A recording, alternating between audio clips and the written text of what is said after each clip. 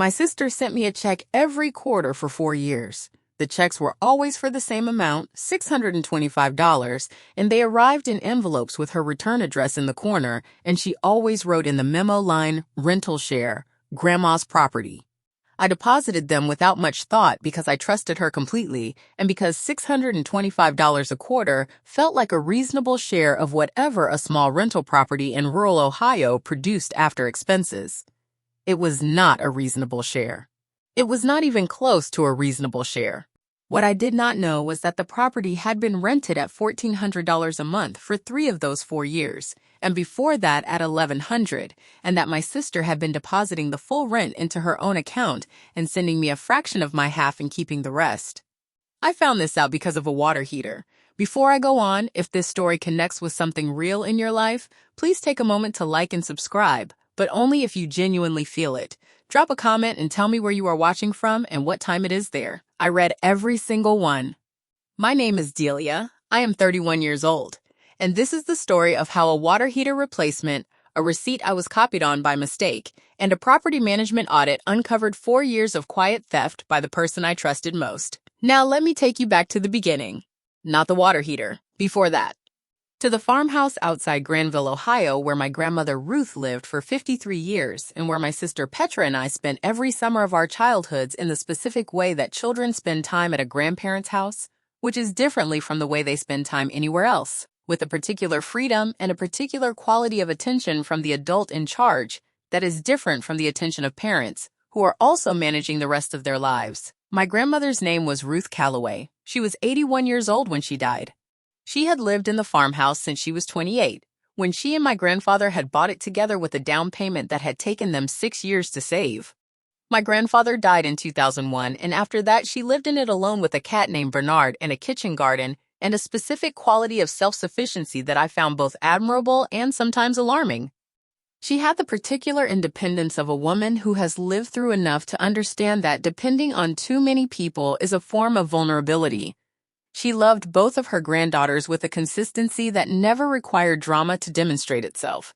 She came to our school events. She called on our birthdays. She sent specific cards for specific occasions with actual messages inside them, rather than just signatures. She was present in the quiet, ongoing way that is harder to maintain than the dramatic way and more valuable. Petra is 6 years older than me. She is 37 now. She manages a real estate office in Columbus and has been involved in property transactions for most of her professional life. She knows lease agreements and rental rates and property management structures and the specific mechanics of how rental income flows from a tenant to an owner. She has known these things for years. This is relevant. This is, in fact, the most relevant single fact in the story I am about to tell you. Our grandmother left the farmhouse to both of us equally in her will. She died in April 4 years before this story resolves. She had updated her will 3 years before her death, after my grandfather's brother, who had been a co-tenant on the property, had died, and the property had come entirely into her name. The will was clear and had been executed properly with a probate attorney, and it divided the property as a tenancy in common, 50% to Petra and 50% to me. Neither of us had the resources or the practical interest in living there, and the property was in a small town where neither of us had roots anymore beyond the grandmother who had now died, so the obvious thing was to rent it out. Petra suggested she handle the property management given her professional background and her connections in the local real estate market. I agreed immediately because it seemed like the obvious solution, and because I trusted her completely. We agreed verbally that costs and income would be split equally. Petra said she would handle finding tenants and managing maintenance, and I would contribute to any major expenses and would receive my half of the net income quarterly. She said she would keep records and I could review them anytime. I said, great. I said, thank you. I said, I am glad you are willing to take this on. She said, of course. She said, it is straightforward. It is what I do. For 4 years, I received a check every 3 months, $625. I did not ask detailed questions. I asked general questions periodically. How is the property doing? Are the tenants okay? Any issues? And Petra gave me general answers. Everything is fine. Good tenants. The place is holding up. I did not ask for the accounting she had offered. I did not ask to see the records. I trusted her, and I was busy with my own life in Cleveland, where I had been working as a nurse for 3 years, and where the specific texture of that work does not leave you with a great deal of spare energy for pursuing questions that seem like they have already been answered. The water heater failed in January of the 4th year. The tenant called Petra about it on a Tuesday, and Petra arranged for a plumber and a replacement unit, and the work was done by Thursday. She sent me an email that Friday saying the water heater had failed and needed replacing and that my share of the cost was $412, and could I send a check or Venmo? She attached the receipt. The receipt was from a plumbing and heating company in Granville, and it was itemized, and I want to tell you what it was like to receive those checks for 4 years. They came reliably, usually in the first week of January and April and July and October. Petra was consistent about it. I will say that. Whatever else she was doing with the money, she was not missing my checks or sending them late in a way that would have prompted a question. She sent them on time, and she wrote rental share in the memo line, and I received them and deposited them and said thank you and went about my life. I remember once a friend of mine who was in the process of trying to manage her own family property situation asked me how the rental thing worked, and I said Petra handles it. It is very easy. I just get a check every quarter. I said this with the specific gratitude of someone who is glad not to have to manage a thing and who values the person who manages it. My friend asked how much the check was. I said $625. She asked what the rent was. I said I was not exactly sure. I thought around $1,100. She did a quick calculation and said that doesn't quite add up, does it? I said, well, there are expenses. She said sure. We moved on. I have thought about that conversation many times since. The question was right there, and I did not follow it. My friend pulled on the thread in a casual way, and I let it go back into place because I trusted Petra, and because trusting Petra had always been the right answer, and because the explanation of expenses was plausible enough to satisfy the part of me that did not want to pull the thread harder. This is not a flattering thing to say about myself. It is the accurate thing. I knew enough to have asked earlier. I did not ask. I put the check in the bank and sent a thank you text and felt grateful. Showed labor and parts, and the total was $824. My share was half. Fine. Expected. I sent the money. But the receipt had something else on it. The plumber had noted in the work order the property address and a brief description of the property, and then a line that said tenant contact, followed by a name and phone number. Beneath that, in the plumber's handwriting, a note that said current lease rate confirmed for billing purposes, $1,400 per month. I stared at that line for a long time. $1,400 per month, 12 months in a year, $16,800 a year in rent. Half of that is $8,400. Quarterly, that is $2,100. I had been receiving $625 a quarter. I did not call Petra that evening. I sat in my apartment in Cleveland and I did the arithmetic several times because I wanted to be very sure I was doing it correctly before I understood what I was looking at. $1,400 a month. $824 split in half for the water heater. $1,400 a month for the current tenant. I did not know how long the current tenant had been there or what the rent had been before. I knew only what the receipt said, and what the receipt said did not match the checks I had been receiving. I called Petra on Saturday morning. I said I have a question about the rent. She said, sure, what's up? I said the plumber's receipt mentioned the current lease rate. I said it says $1,400 a month. She was quiet for a moment. She said, yes, that's the current rate. We raised it last year. I said, what was it before? She said $1,100 when we started. I said, Petra, how much am I supposed to be receiving quarterly? She said, what do you mean? I said, if the rent is $1,400 a month and we split everything equally after expenses, my quarterly share should be significantly more than $625. She said, there are expenses. I said, what expenses? She said management fees, maintenance reserves, insurance. I said, you never mention management fees. She said, I charge a standard management fee for my time. I said, how much? She was quiet again. I said, Petra, I need to see the full accounting. She said she would send it. She said she would put it together and send it. I said, okay. I waited a week. Nothing came. He sent a text. She said she was working on it. I waited another week. I sent another text. She said she had been busy. I said, Petra, I need the accounting. She said this weekend. This weekend came and went. Nothing. I called a property attorney named Lawrence Vance, whose office was in Columbus and who had been recommended to me by a colleague who had used him in a landlord-tenant dispute. I explained the situation, the property, the will, the verbal agreement, the checks, the receipt, the number on the receipt, and the 4 weeks since I had asked for an accounting. Lawrence listened without interrupting. When I finished, he said, "I need you to do a few things." He said, "I need you to pull the county auditor's records for the property." He said in Ohio, the county auditor maintains public records of property ownership, and these are searchable online. He said, "I also need you to file a request with the county recorder for any lease agreements that may have been filed." And he said, "Do you have a copy of the will?" I said, "Yes." He said, "I need that too."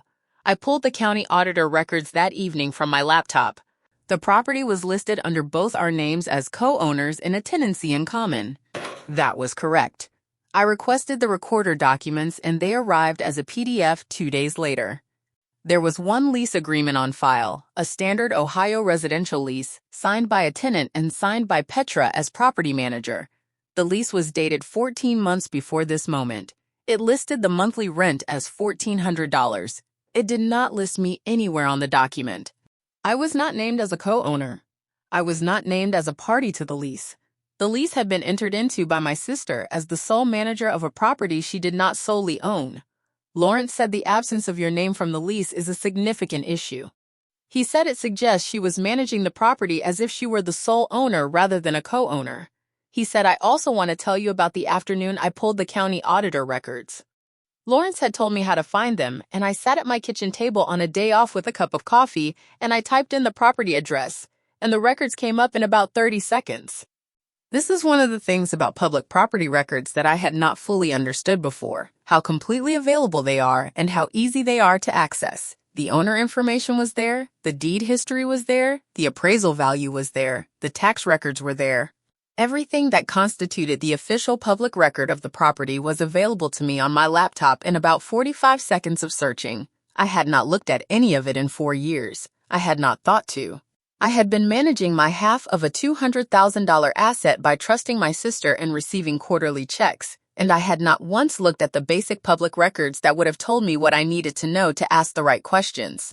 The lease agreement and the recorder's records came back the next day, and I looked at Petra's name as the sole listed manager, and I looked at the rent amount on the lease, and I thought about the 30 seconds it had taken to find the auditor records and the 1 day it had taken to get the lease copy, and I thought about the 4 years I had not done either.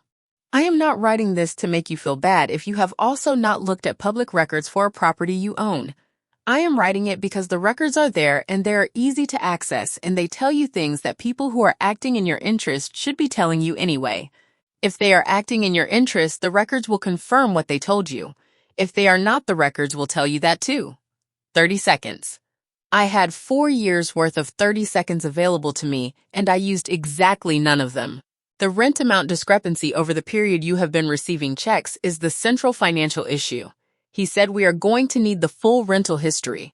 He said he was going to send a formal demand letter for a complete accounting of all rent received and all expenses paid since the property began renting and a full disclosure of all bank accounts into which rental income had been deposited.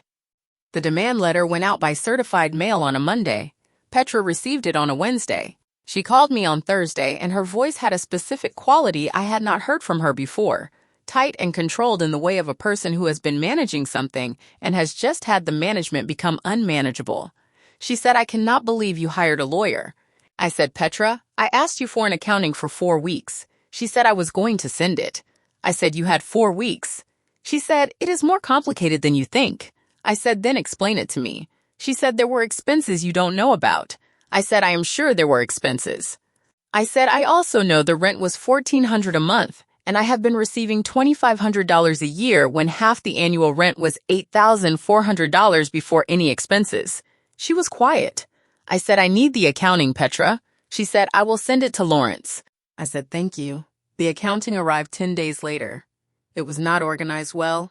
It was a series of bank statements and a spreadsheet that Petra had apparently assembled in a hurry that listed expenses in categories that did not always match the bank statements. Lawrence and I went through it together in a 2-hour call. The rental income line was partially accurate.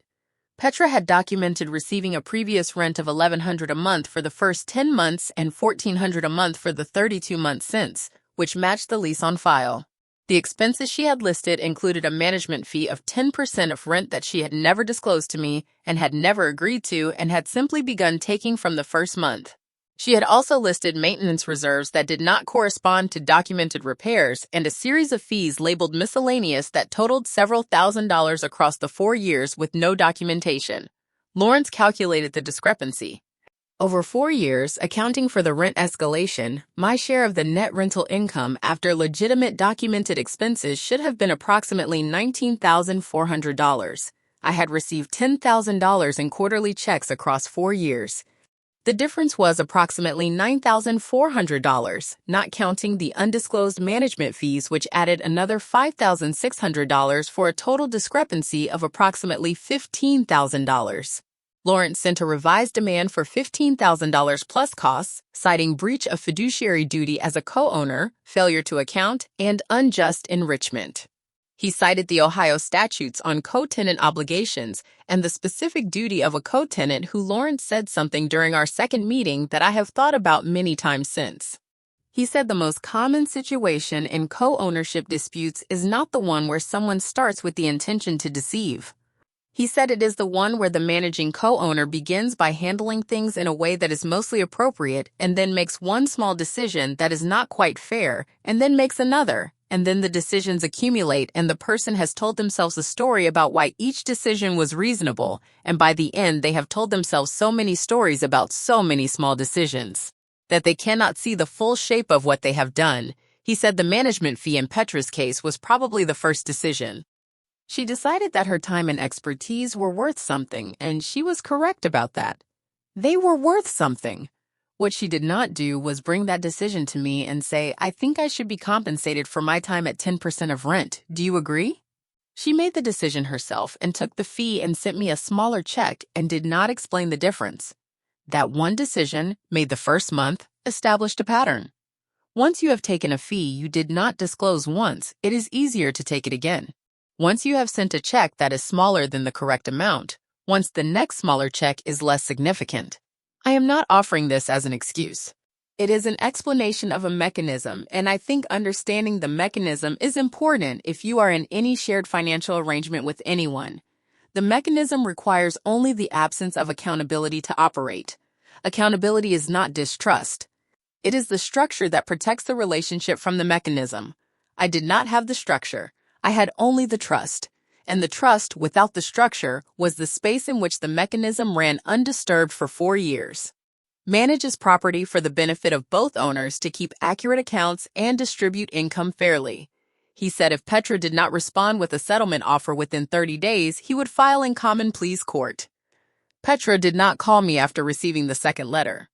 She responded through her own attorney, a real estate lawyer from Columbus named Greg Hollis, who sent a letter arguing that the management fees were reasonable and industry standard and that miscellaneous expenses were legitimate costs of managing the property. The letter did not address the fact that none of these fees had ever been disclosed or agreed to. Lawrence's response was 12 pages addressing each point and included a note that the undisclosed management fee structure constituted a self-dealing breach that was not curable by post hoc assertion of industry standards. We did not go to court. 3 weeks after Lawrence's 12-page response, Greg Hollis called Lawrence and proposed a settlement. Petra would pay me $13,500. Lawrence said $14,200, which was the principal discrepancy adjusted for interest. Greg Hollis countered at $13,800. Lawrence said $14,000. Greg Hollis went quiet for a day and called back and said $14,000. It was done. The settlement agreement was drafted and signed, and the payment was made by wire transfer on a Thursday afternoon in October, and Lawrence called me to tell me it had arrived, and I sat in my car in the hospital parking lot after a 12-hour shift, and I did not feel what I expected to feel. What I felt was tired. Not the tired of a shift, which is a different kind. The tired of having learned something about a person you have known your whole life that reorganizes how you understand the previous years in a way that cannot be undone. The summer I was 7 and Petra was 13, and we stayed at our grandmother's house for 6 weeks, and she taught me to ride a bike in the driveway. The Christmas when I was 19 and broke, and she drove an hour in a snowstorm to bring me groceries. The phone call when she said, "Of course, I will handle the property. It is what I do." All of those things were true. The other thing was also true. Both were true simultaneously, and I was sitting in a hospital parking lot trying to figure out what to do with that. Petra and I have not spoken since the settlement was signed. She did not call. I did not call. I think there is a conversation that needs to happen, and I think neither of us has found the form for it yet. I know what I would say. I would say I trusted you completely, and I would say I do not understand what I was to you during those 4 years, and I would say I want to understand before I decide what comes next. I do not know what she would say. I know what I hope she would say, and I do not know whether hoping is the same as expecting, and I have not resolved that yet. The property is being managed by an actual property management company now, a third party with no relation to either of us, at a monthly fee of 8% of rent that is disclosed and agreed to in writing. The current tenant renewed the lease at $1,450. My quarterly checks are larger now. I look at them differently. My grandmother's farmhouse is a 3-bedroom with an enclosed back porch that looks out over what used to be fields and is now bordered on 2 sides by a housing development that was built in 2015. The fields on the third side are still there, someone else's fields. The garden my grandmother kept is still in the backyard, not maintained the way she maintained it, but still recognizably a garden, with beds and edges that someone's care left behind as a shape in the earth that persists after the care has stopped. The tenant has a dog who uses the backyard and seems happy there. I drove past last spring on my way to visit a friend, and I slowed down in front of the house and looked at it through the window and thought about the summer I was 7 and my grandmother standing in that driveway watching Petra hold the back of my seat and me not knowing yet that Petra had let go. I want to say something before I go. Not about the money, not about the settlement or the lawyers or the demand letters, about the water heater receipt.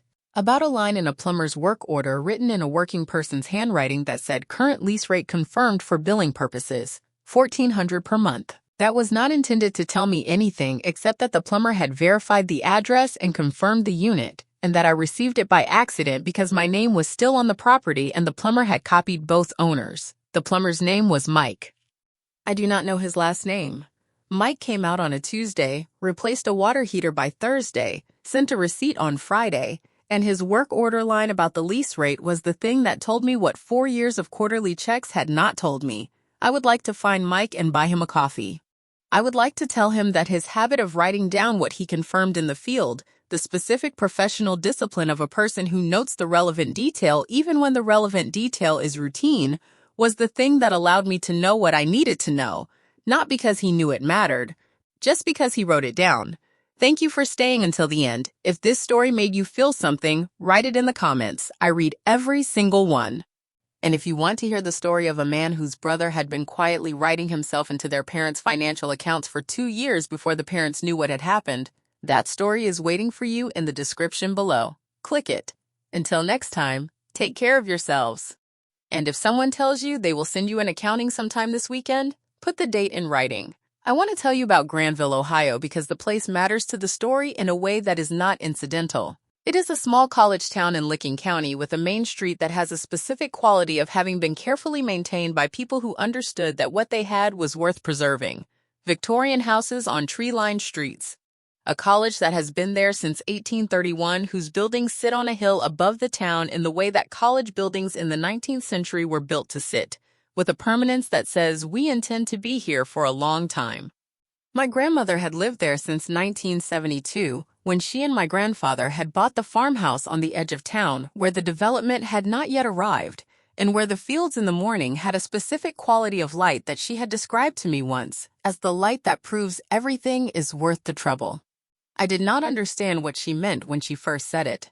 I was 10.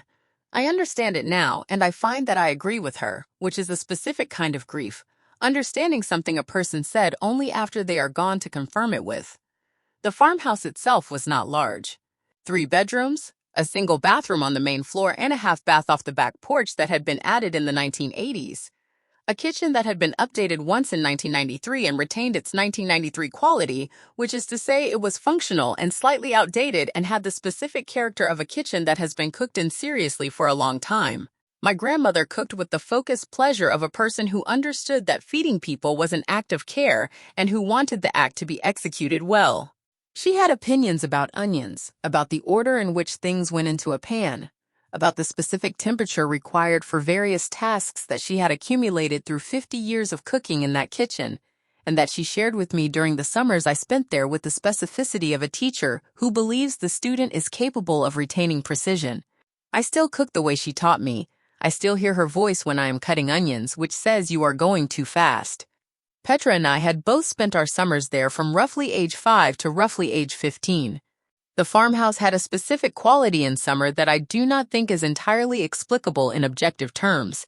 A combination of the light through the east-facing bedroom window and the smell of the garden and the particular sounds of a house that is old and slightly settling, and the way time moved differently there than it moved anywhere else. Slower and more specific, you notice things there. The way the cat Bernard sat in the exact same patch of afternoon sun every day with the consistency of an animal who has made a scientific study of the available options and arrived at a conclusion. The sound of the field beyond the back fence in the late afternoon, which was a combination of insects and wind, through the remaining corn that had a texture like a kind of music that had not been written. My grandmother reading in her chair by the window in the evenings with the lamp that had been there since before I was born, and the particular way she turned pages slowly, as someone who reads carefully rather than quickly. Petra had been good to me in the specific way that a significantly older sibling is good to a younger one when they have decided to be good to them rather than resentful. She taught me things. She was patient with me in the ways that mattered and impatient with me in the ways that were probably developmental and appropriate. She took me seriously as a person earlier than most adults did, which I found valuable and which I think shaped some fundamental part of how I understood what it meant to be treated with respect. She also, I understand now, had a quality that I had not fully seen from inside the relationship, which was a specific way of organizing the world into things she was in charge of and things I want to tell you about my grandmother's will and what it was like to read it for the first time after she died. I had known she intended to leave the property to both of us. She had told me this directly in a conversation about 3 years before her death when she was reviewing her documents with her attorney, and she called me because she wanted me to know directly what her intentions were. She said, "I am leaving the house to both of you equally because both of you deserve something from what your grandfather and I built here, and I do not want there to be any confusion about that." She said it with the specific firmness of a woman who is not asking for approval of her decision, but is informing you that the decision has been made and the document exists. I said, "Thank you, Grandma." She said, "I did not tell you this, so you would thank me. I told you so, you would know." That is the kind of person she was. Information was not a gift with her. It was a necessity. You gave people the information they needed and you gave it to them directly because not giving it was a form of withholding that she did not find acceptable. She extended this to everything. She did not withhold her opinions. She did not withhold her assessments of situations. She did not withhold love and she did not withhold criticism, and she said both in the same direct voice and you always knew where you stood. I think about what she would have made of what Petra did. I think she would have been clear about it in the specific way she was clear about things. I think she would have used a short word for it and looked Petra in the eye when she said it.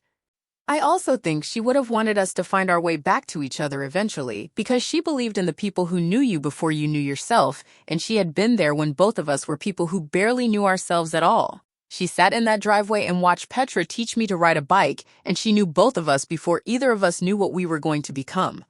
I think she would have wanted the accounting to be correct, and she would have wanted us to be sisters, and she would have thought those two things were both true at the same time. She usually was right about things. I am hoping she was right about that one too. Was not in charge of, and a strong preference for the former category, and a tendency to allow the management of a thing to slide into the ownership of a thing in her internal accounting without quite noticing the transition had happened. I want to be fair about this. I am trying to be fair about this. What she did was wrong. The numbers are clear, and the breach of trust is clear, and the specific detail of sending me a check for $625 every quarter while depositing $1,400 a month into her own account is not a thing I can frame generously no matter how I arrange the words. But I also knew her as a person for 31 years before this, and I know the full picture is not only this, and I am trying to hold both of those things simultaneously, which is one of the harder things I have found myself having to do in my adult life. When I became a nurse, I learned AU.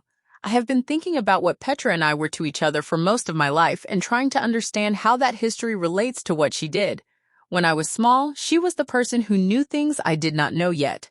She was 6 years ahead of me in every developmental stage, and she had an authority about her based simply on the fact of having arrived first and having more information. She knew what high school was like before I did. She knew how to drive before I did. She understood money and landlords and professional relationships and the way offices worked years before I had any of that context. I deferred to her expertise in the way younger siblings defer to the person who has been there first, and she was usually right. Her expertise was real. When she said she would handle the property because she was a real estate professional and understood these things, she was correct that she understood them. What I did not account for was the way in which understanding how a system works gives you the knowledge of how to operate within it in ways that are not visible to someone who does not understand the system. She knew exactly how property management accounting works. She knew what fees could be charged and how they appeared on statements and what a 10% management fee looked like, and how to structure a spreadsheet that showed expenses without showing whether those expenses were disclosed or legitimate. Her expertise was also the operational knowledge of how to do what she did without it being immediately obvious. I had trusted her expertise completely. Her expertise had also been the tool. I think about this when I am in a position of deferring to someone's expertise now.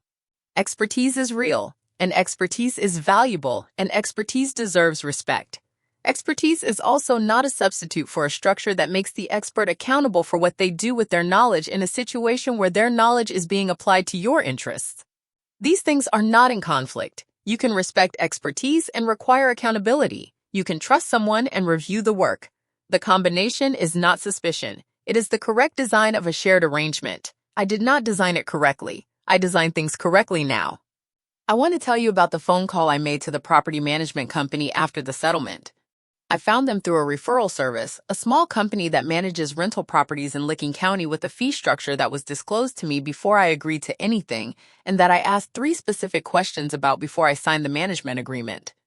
The woman I spoke with was named Diane, and she had been doing this for 11 years, and she walked me through every line of the fee schedule without being asked, because that is apparently how she always does it. She said some clients find the detail unnecessary.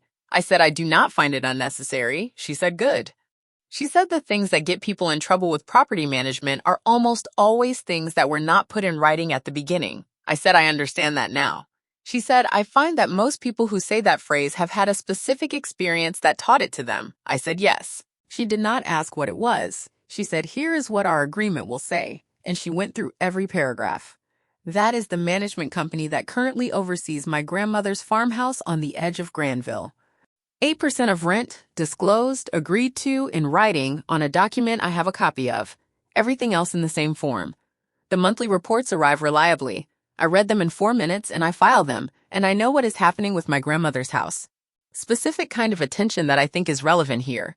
You learn to see several things at once. The chart, and the patient, and the room, and the family member in the corner, and the medication schedule, and the way the patient is holding their body, and whether the holding is different from yesterday. You develop, through practice, a kind of layered perception where the surface information and the information underneath the surface and the information underneath that are all present and weighted simultaneously, and you learn to make decisions that account for all of it. I have been trying to apply this to Petra. The surface. She took money that was mine. Underneath that, she has always needed to be in charge of things and has not always distinguished clearly between managing something and owning it. Underneath that, she may not have started with the intention to deceive and may have drifted into the situation incrementally through a series of small decisions, each of which seemed individually manageable. Underneath that, I do not know, and I cannot know without a conversation we have not yet had. The tenant who is currently in the house is a graduate student at Denison College named William, who teaches introductory courses in the philosophy department and who has, according to the property management company, been an excellent tenant. Quiet, pays on time. Has a golden retriever named Keats who uses the backyard with apparent enthusiasm. I have never met William. I know him through a management company's quarterly reports and through the lease agreement that is now structured correctly with both co-owners named. I think about William sometimes in the abstract way you think about someone who is living in a place that has meaning to you that they cannot know about. He is sitting in my grandmother's kitchen. He is walking through her garden. He is reading in her living room, possibly in the chair by the window. He does not know that the lamp that was there since before I was born was donated when we cleared the house and is in someone else's living room now. He does not know any of the specific history of the rooms he inhabits, and that is how it should be. That is what it means for a place to have a new life. but I hold the previous life in me anyway and carry it to work and to the grocery store and to my car in the hospital parking lot at the end of 12-hour shifts. Lawrence Vance was a patient and precise attorney who had seen versions of this situation before in the way that probate and property attorneys have seen versions of most things before.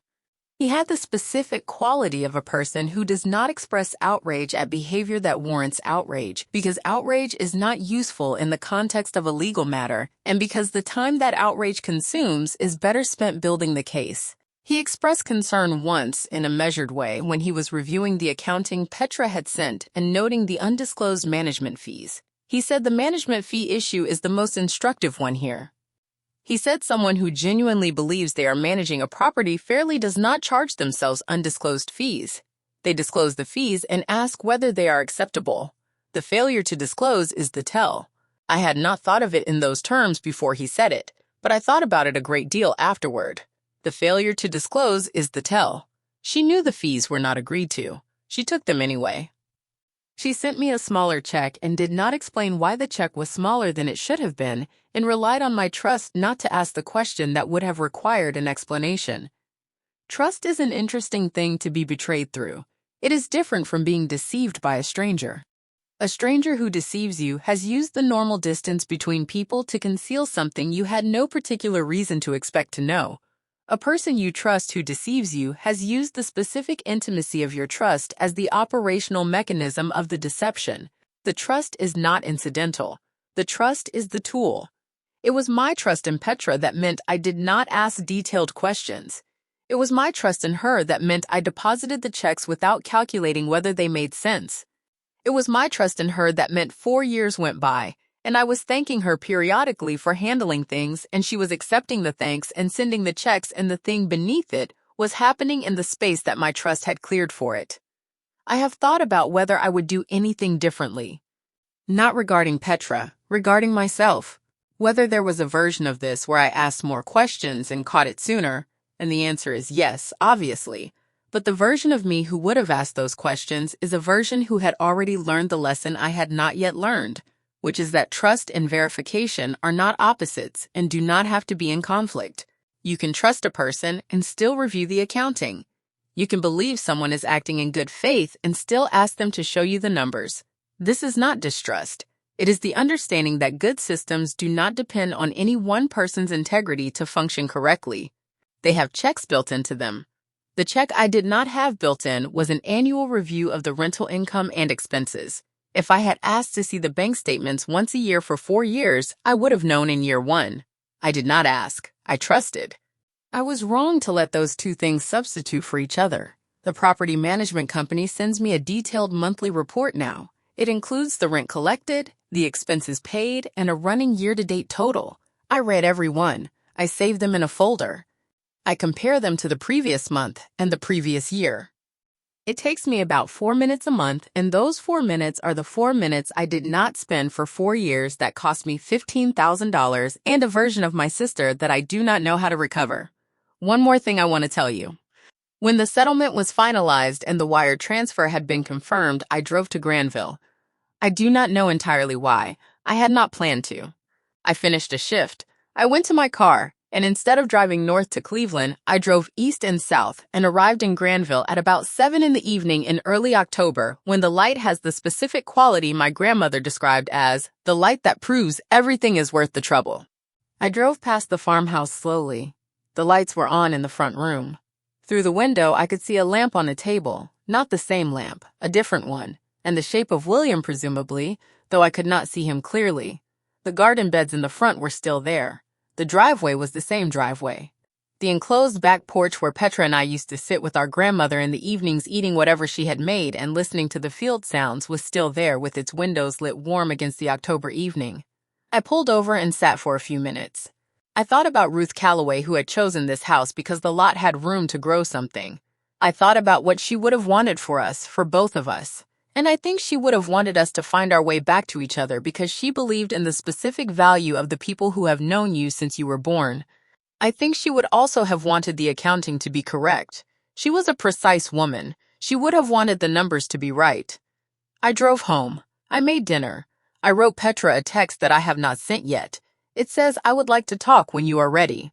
I have been holding it for 3 months now, not deleted, not sent, waiting for something I cannot name that has not arrived yet.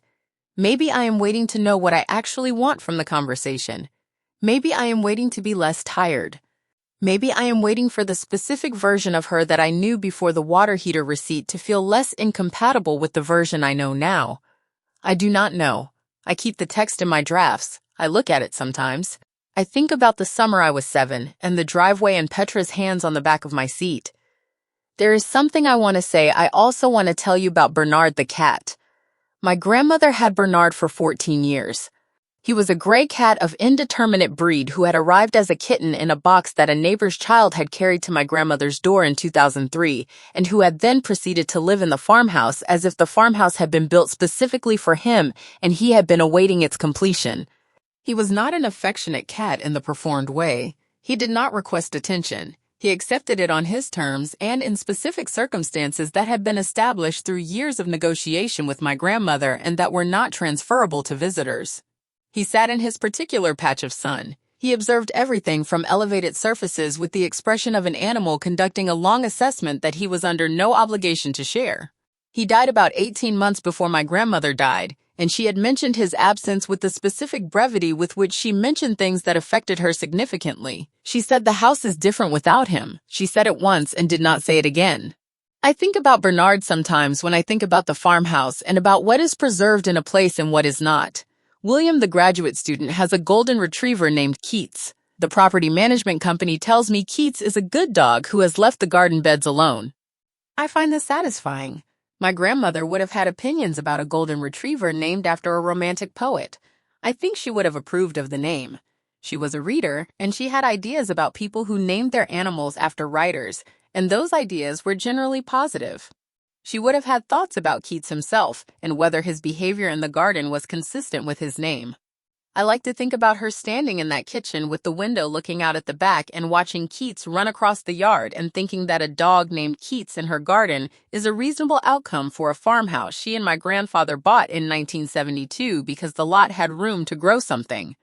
She was not a sentimental woman, but she understood that some things have a rightness to them that is not sentiment, but is something more like evidence about the specific experience of being a nurse during the period when I was building this case. I worked 3 12-hour shifts a week on a medical surgical floor in Cleveland. The work is physical and mental and emotional simultaneously, and it does not leave a great deal of space for parallel preoccupations. And yet the case was always present in the background of those shifts as a thing I was carrying, as a weight that was specifically shaped and that I was aware of even when I was not actively thinking about it. I would be doing something routine, updating a chart, or explaining a medication to a patient's family member, or managing an IV line, and I would become briefly aware of the shape of the weight, the specific quality of having been stolen from by someone I loved, and of the process of trying to name it correctly in legal terms. I think what I was doing in those moments of awareness was the same thing I do when I am managing a complicated patient, which is to hold all the relevant information at once without letting any part of it drop, and to keep working. There is a specific kind of exhaustion that belongs to people who do care work. It is different from the exhaustion of manual labor and different from the exhaustion of mental work. It is the exhaustion of being present for other people's most difficult moments across a long shift and of giving the specific quality of attention that being present for those moments requires. I came home from shifts during those months, and I did not have the energy to feel fully what I was feeling about Petra, and I think in some ways this was useful. I could not carry the grief of it at full volume while I was also carrying the work. So I carried it at a lower volume and returned to it in smaller pieces, on days off, and in the evenings and in the specific quiet of driving home at the end of a shift when the road was empty and there was nothing required of me, and I could let the weight settle.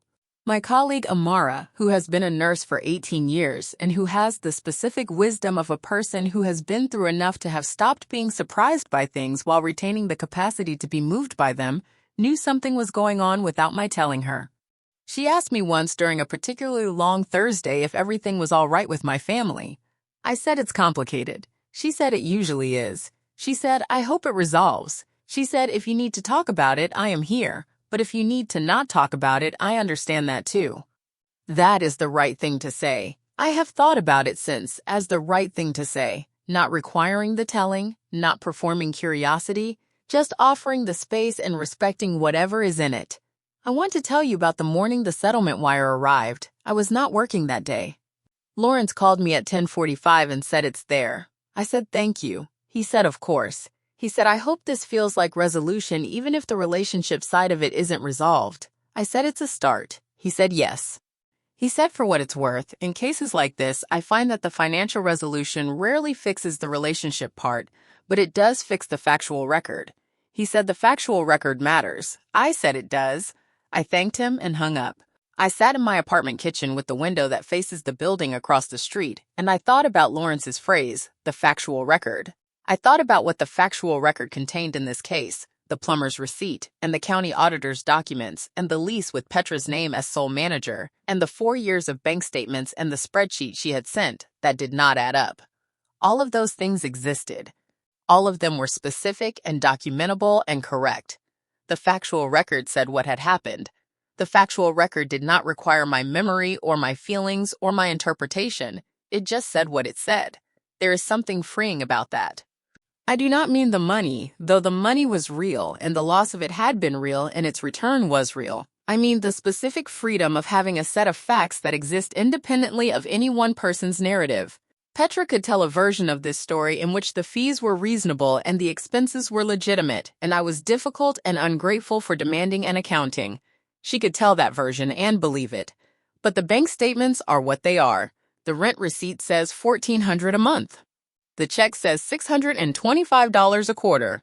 The math is the math. I did not need Petra to agree with my version of what happened. I needed a lawyer and a court system and the factual record. Those things were sufficient. I want to say something about co-ownership of property because I think it is something that people do not fully understand until they are inside it, and I wish someone had explained it to me before I was inside it.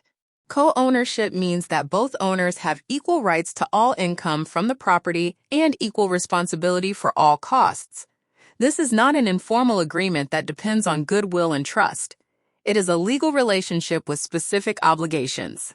When a co-owner manages a jointly owned property, they have a fiduciary duty to the other owner.